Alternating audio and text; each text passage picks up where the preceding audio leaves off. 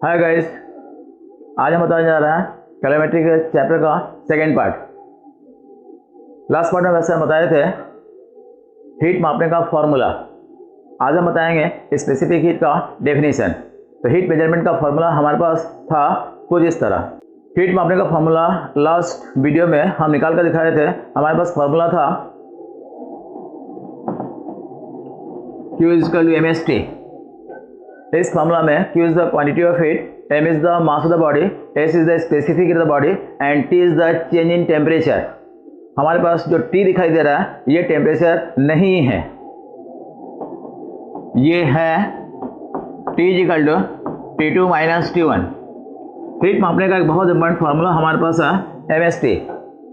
इस फार्मूला से अभी हम देंगे सबसे पहले स्पेसिफिक हीट का डेफिनेशन।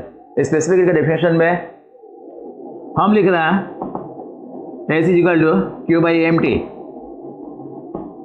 इसका डेफिनेशन देने के लिए हम m = 1 मान ले रहे हैं, T = 1, देन S = Q। यहाँ से स्पेसिफिक हीट का डेफिनेशन आएगा। Specific heat of the body is defined as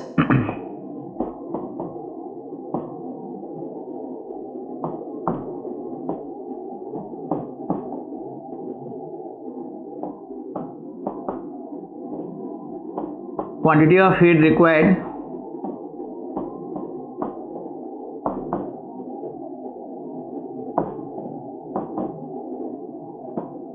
to raise the temperature of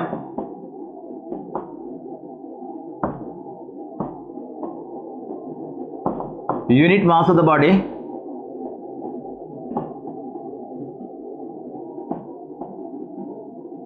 through unit degree।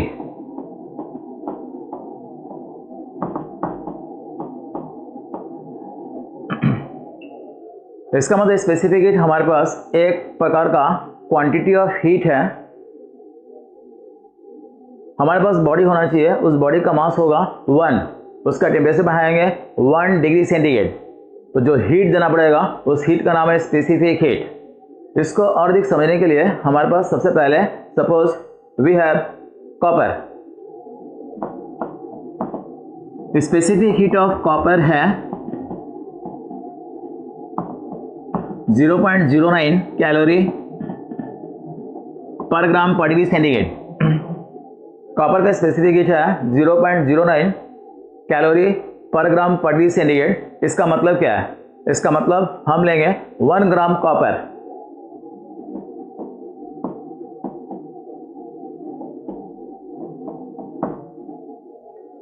इसको हीट कर इसका टेम्परेचर 1 डिग्री सेंटीग्रेड बढ़ा देंगे। इसका टेम्परेचर 1 डिग्री सेंटीग्रेड बढ़ाने के लिए हमको हीट देना पड़ेगा। इसमें हीट देना पड़ेगा कितना? हीट देना पड़ेगा 0.09 calorie. Specific heat of copper is 0.09 calorie per gram per degree centigrade. This statement means that just to raise the temperature of 1 gram of copper through 1 degree centigrade 0.09 calorie of heat is required. ये हमारे पास specific heat का definition है। इस definition को हम दिया है from the expression for the quantity of heat. यहाँ से स्पेसिफिक हीट का डेफिनेशन दिया गया है और ये जो फॉर्मूला दिखाई दे रहा है हमारे पास S = Q/mt। इस फॉर्मूला से बता सकते हैं स्पेसिफिक हीट का यूनिट क्या होगा। स्पेसिफिक हीट के यूनिट के लिए हम यहाँ पर लिख रहे हैं 2 यूनिट लिखेंगे हम। सबसे पहले CGS, उसके बाद SI। CGS सिस्टम में स्पेसिफिक हीट का यूनिट है, हम यहाँ पर लिख रहे हैं बगल में unit of specific heat. Unit of specific heat होगा Q/mt। Q है CGS में कैलोरी, नीचे है ग्राम पर डिग्री सेंटीग्रेड। इन SI सिस्टम हीट है जूल, मास है kg, टेम्परेचर है केल्विन। ये 2 यूनिट हमारे पास है। One of the unit is CGS, other unit is in SI system. उसके बाद हमारे पास स्पेसिफिक हीट का एक और डेफिनेशन है। एक और डेफिनेशन है, वो डेफिनेशन है just a kind of ratio. तो स्पेसिफिक हीट का 2 डेफिनेशन है। एक डेफिनेशन यहाँ पर लिखा गया है और स्पेसिफिक हीट का एक और डेफिनेशन है इन टर्म्स ऑफ रेशियो। और स्पेसिफिक हीट का एक डेफिनेशन और कौन सा है, उस डेफिनेशन को हम बता रहे हैं। हमारे पास है स्पेसिफिक हीट का अल्टरनेटिव डेफिनेशन। इस डेफिनेशन को दिया गया in terms of ratio.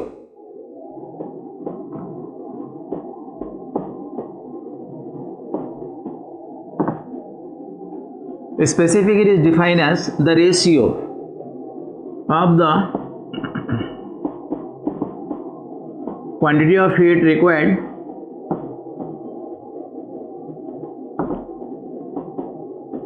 to raise the temperature of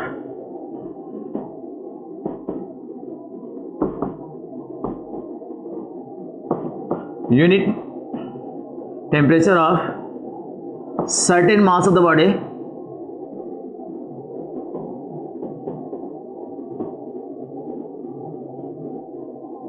through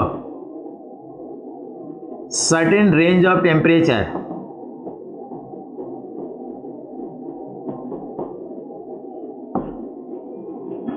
denominator में है quantity of heat required to raise the temperature of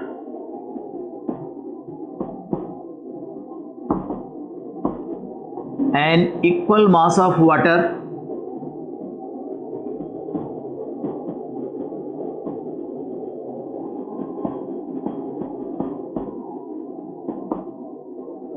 through the same range of temperature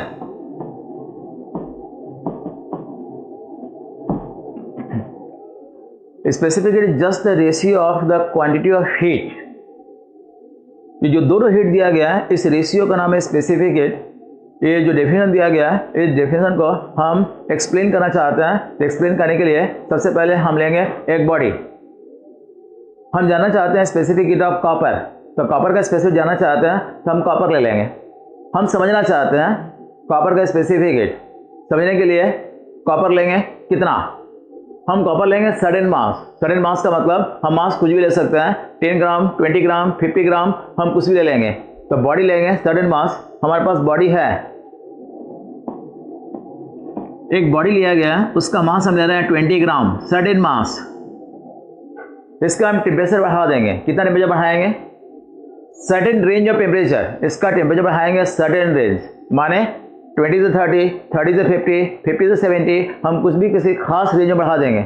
यहाँ पर हम टेम्परेचर बढ़ा रहे हैं suppose 50 degree centigrade to 70 degree centigrade. इसका temperature बढ़ाने के लिए we have to supply heat from outside, बाहर से हीट देना पड़ेगा Q1। उसके बाद हम लेंगे वाटर,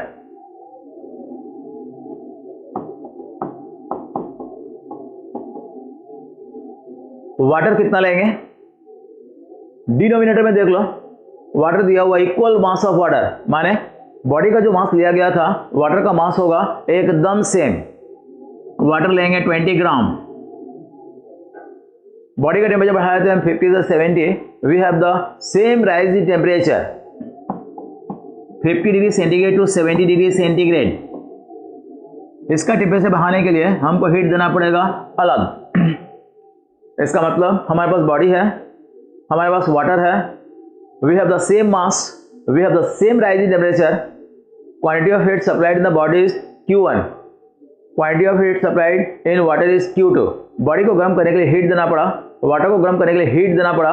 बॉडी में जो हीट दिया गया वो हीट वाटर के हीट से कितना टाइम ज़्यादा या कम है, इस रेशियो का नाम है स्पेसिफिक हीट। माने specific heat is the ratio of heat Q1 by Q2।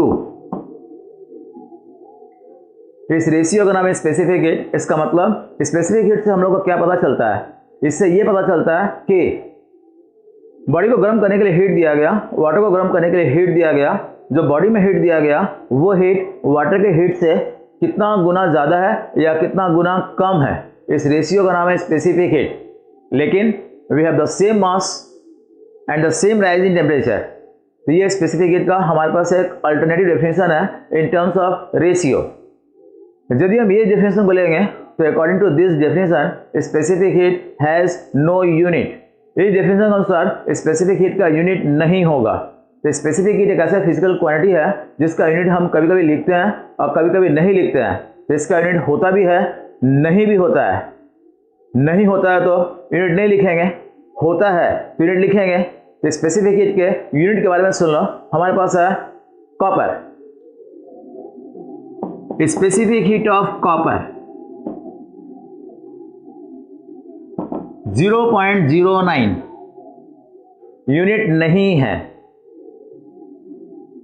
Specific heat of copper 0.09 calorie per gram per degree centigrade, ये यूनिट है इन सीजीएस। माने स्पेसिफिक हीट का यूनिट नहीं है, विदाउट यूनिट, इसमें यूनिट है CGS में, द वैल्यू इज सेम। लेकिन हम लिखना चाहते हैं specific heat in terms of SI system, तो 0.09 इंटू 4200 जूल पर केजी पर kelvin in SI system. Numericals बनाने के लिए वैसे स्पेसिफिक हीट का वैल्यू हम यूज करेंगे बार बार। यदि यूनिट नहीं दिया हुआ है 0.09 और इसको हम लिखना चाहते हैं सीजीएस यूनिट में, तो वैल्यू हमारे पास सेम होगा। यूनिट लिख देना calorie per gram per degree centigrade. इसको हम कन्वर्ट करना चाहते हैं एसआई में, तो 0.09 इंटू 4200 जूल पर केजी पर केल्विन। ये स्पेसिफिक हीट का कन्वर्सन है, यूज करेंगे वाइल सॉल्विंग न्यूमेरिकल्स। उसके बाद हमारे पास नेक्स्ट डेफिनेशन है थर्मल कैपेसिटी। थर्मल कैपेसिटी का सिंबल दिया गया H। इसका डेफिनेशन जानने के लिए सबसे पहले हम डेफिनेशन लिख रहे हैं। It is define as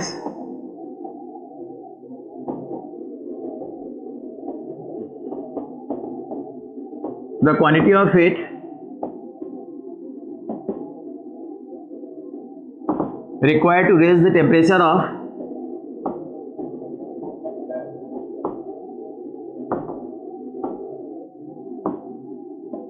certain mass of the body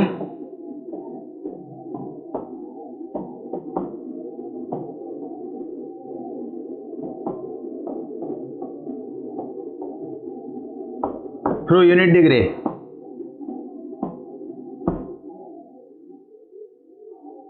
हमारे पास हीट मापने का फॉर्मूला पहले से ही है। We have the quantity of heat MST। Thermal capacity में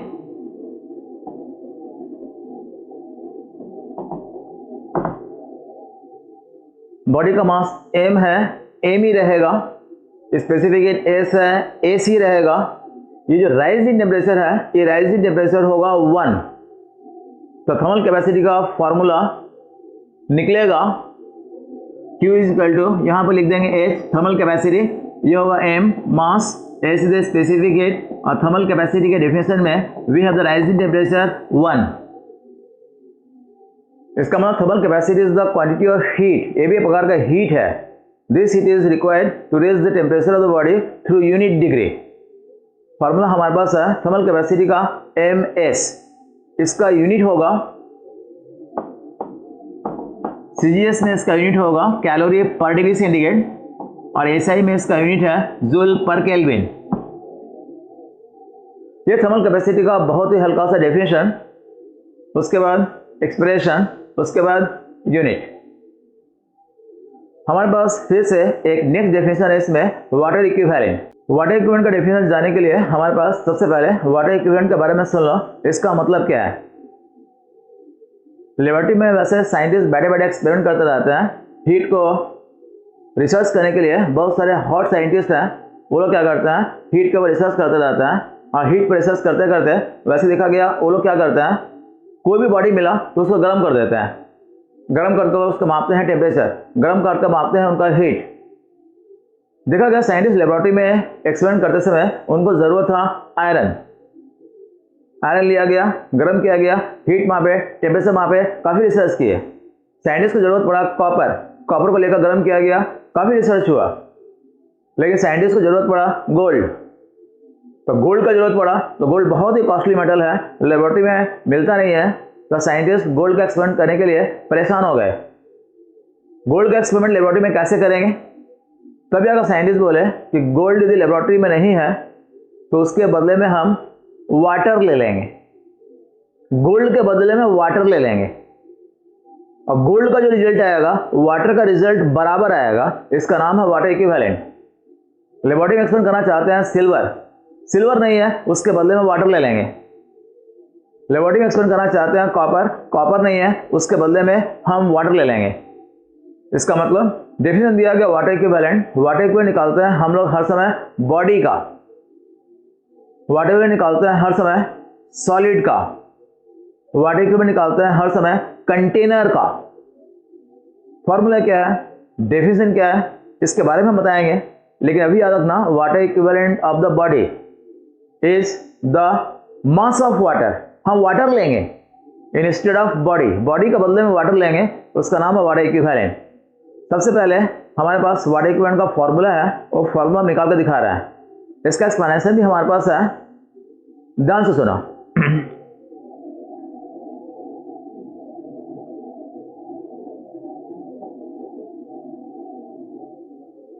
हमारे पास एक बॉडी है, सपोज ये कॉपर, प्लेटिनम, सिल्वर, गोल्ड कुछ भी हो सकता है, हम बॉडी लिया है, इसी पर हमको रिसर्च करना है, तो बॉडी लिया है। बॉडी का मास कितना है, बॉडी का मास है m, बॉडी का स्पेसिफिक हीट कितना है s।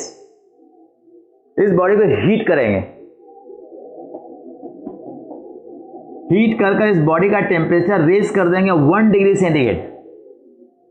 इस बॉडी का टेम्परेचर 1 डिग्री सेंटीग्रेड बढ़ाने के लिए we have to supply heat from outside. What is the quantity of heat supplied, बाहर से इसमें हीट देना पड़ेगा ms कैलोरी। बॉडी का टेम्परेचर 1 डिग्री बढ़ाने के लिए हमको बाहर से हीट देना होगा ms कैलोरी। उसके बाद हम वाटर लेंगे,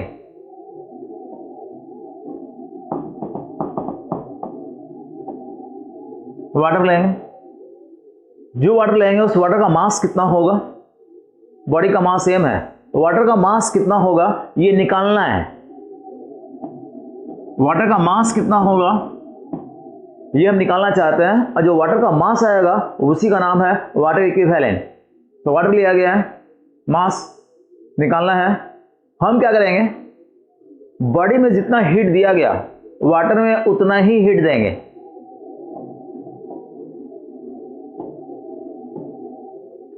बॉडी का टेम्परेचर 1 डिग्री सेंटीग्रेड बढ़ा था, वाटर का टेम्परेचर भी 1 डिग्री सेंटीग्रेड ही बढ़ना चाहिए।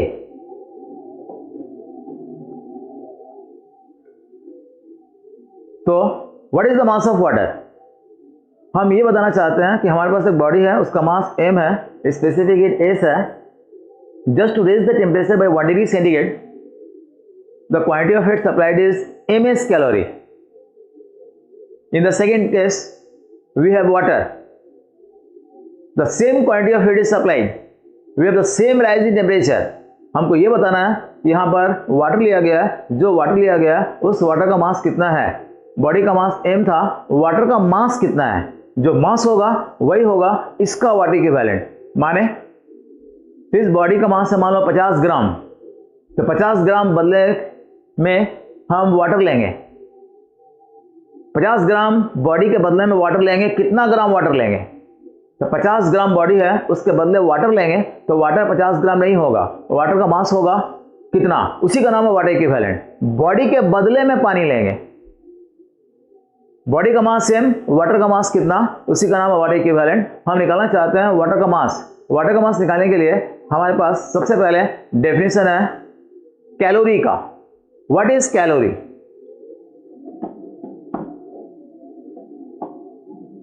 one calorie of heat raises the temperature of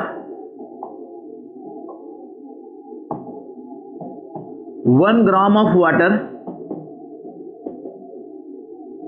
through 1 degree centigrade. 1 calorie of heat is defined as the quantity of heat required to raise the temperature of 1 gram of water through 1 degree centigrade. इसका मतलब 1 ग्राम water का temperature 1 degree centigrade बढ़ाने के लिए जितना heat चाहिए उसका नाम है 1 कैलोरी। यदि हमारे पास है 2 कैलोरी, 2 कैलोरी ऑफ हीट क्या करता है, raises the temperature of 2 gram of water through 1 degree centigrade. लेकिन यहां पर वाटर में हीट दिया गया कितना कैलोरी, वाटर में हीट दिया गया ms calorie, ms calorie heat दे देंगे तो वाटर का टेम्परेचर बढ़ जाएगा कितना ग्राम, ms ग्राम वाटर का टेम्परेचर बढ़ जाएगा 1 डिग्री सेंटीग्रेड। इसका मतलब 1 कैलोरी हीट क्या करता है, 1 ग्राम वाटर का टेम्परेचर 1 डिग्री सेंटीग्रेड बढ़ा देता है। 2 कैलोरी हीट क्या करता है, 2 ग्राम वाटर का टेम्परेचर 1 डिग्री सेंटीग्रेड बढ़ा देता है। ms कैलोरी हीट दिया गया है, ये कितने ग्राम वाटर का टेम्परेचर 1 डिग्री सेंटीग्रेड बढ़ा देगा, तो ms कैलोरी हीट बढ़ा देगा ms ग्राम वाटर का टेम्परेचर थ्रू 1 डिग्री सेंटीग्रेड। ये जो निकला यहाँ पर वाटर का मास, इसी का नाम है water equivalent of the body. हमारे पास यही फॉर्मूला है वाटर इक्विवेलेंट का।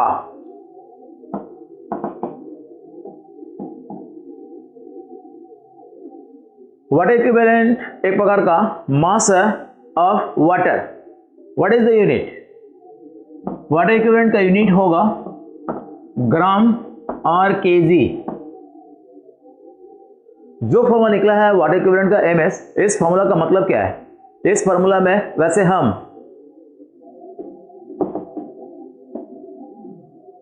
ms का जो फॉर्मूला है, इस फॉर्मूला में m is the mass of the body, s is the specific heat of the body, और ये दिखाई दे रहा है w, this w is the mass of water.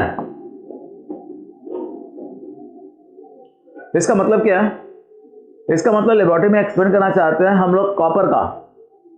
Copper laboratory में नहीं है, हम कॉपर के बदले में वाटर ले लेंगे। तो कॉपर के बदले में वाटर ले लेंगे, तो कॉपर के बदले में वाटर लेंगे कितना ग्राम? लेबोरेटरी में एक्सपेरिमेंट करना चाहते हैं हम 50 gram copper is equal to कितना ग्राम वाटर। तो 50 ग्राम कॉपर है, तो वाटर का मास कैसे निकालोगे? तो वाटर का मास निकालने के लिए हम यहां पर बॉडी का मास कितना है 50 ग्राम, स्पेसिफिक हीट ऑफ कॉपर 0.09, ये होगा 4.5 ग्राम। इसका मतलब ये 4.5 ग्राम निकला वाटर इक्विवेलेंट। इसका मतलब क्या है? इसका मतलब यह है कि लेबोरेटरी में एक्सपेरिमेंट करेंगे with the help of 50 gram copper. 50 gram copper को लेकर एक्सपेरिमेंट करो, गर्म करो, टेम्परेचर मापेंगे, इसका रिजल्ट आएगा। इसका रिजल्ट एकदम बराबर आएगा 4.5 ग्राम वाटर। इसका मतलब 50 ग्राम कॉपर 4.5 ग्राम वाटर के इक्विवेलेंट है। 50 ग्राम कॉपर को हीट करेंगे तो इसका जितना रिजल्ट होगा 4.5 ग्राम वाटर को हीट करने पर दोनों का रिजल्ट एकदम बराबर आएगा। तो 4.5 gram water is equivalent to 50 gram of copper. इसी का नाम रखा गया वाटर इक्विवेलेंट। मैंने formula m into s, m is the mass of the body. Copper का मास यहां पर हम लिए हैं 50 gram, suppose specific heat 0.09, multiply करने पर ये आया water equivalent of the body. So this is the concept of water equivalent. It means we can use water instead of copper, but the mass of copper and mass of water is not equal. For 50 gram of copper, how much gram of water is required? For 50 gram of copper, 4.5 gram of water is required. We have the same result. That is why 4.5 gram of water is equivalent to 50 gram of copper. This is the concept of water equivalent. उसके बाद वैसे हम water equivalent का लिख सकते हैं definition. Water equivalent का definition अब हम लिख रहे हैं।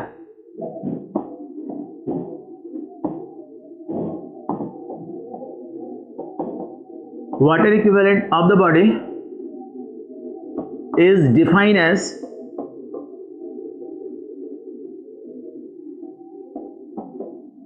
The mass of water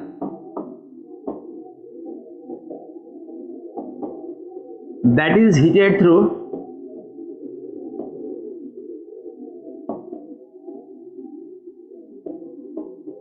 (1 degree centigrade)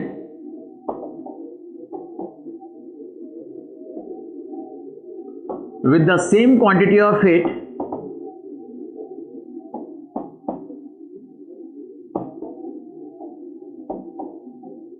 that raises the temperature of the body through 1 degree centigrade। इसका मतलब water equivalent is the mass of water. ये वाटर का मास है जिसको गर्म करने के लिए जितना हीट चाहिए उतने ही हीट से बॉडी का टेम्परेचर भी 1 डिग्री सेंटीग्रेड बढ़ जाता है। फॉर्मूला हमारे पास पहले निकाल चुका है, W = ms। This is the concept of water equivalent. उसके बाद कैलोरीमेट्री के नेक्स्ट पार्ट में अब हमारे पास है फंडामेंटल प्रिंसिपल ऑफ कैलोरीमेट्री। तो कैलोरीमेट्री का फंडामेंटल प्रिंसिपल के बारे में जानने के लिए इसका और वीडियो वैसे हम इसके नेक्स्ट पार्ट में अपलोड करेंगे। तब तक के लिए इतना ही आज तक, ओके।